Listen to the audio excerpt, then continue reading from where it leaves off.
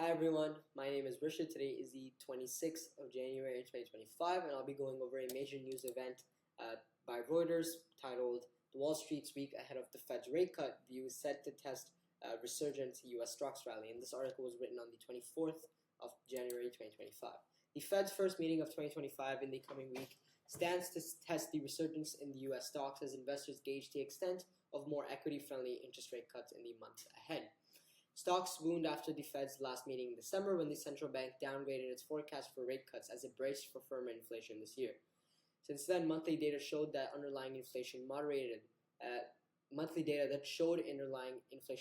Set off relief on Wall Street, helping drive a rebound in stocks with the benchmark S&P hitting a record high this week. The Fed is broadly expected to pause its easing cycle when it gives its monetary policy statement on Wednesday, with investors instead focused on what would need to happen for them to start talking about resuming the rate cuts, said Angelo Corcovas, senior investment strategist at Edward Jones.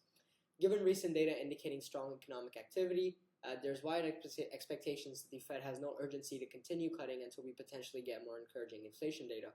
The Fed's benchmark rate stands at 4.25 to 4.5% after the central bank lowered it by a whole percentage point last year.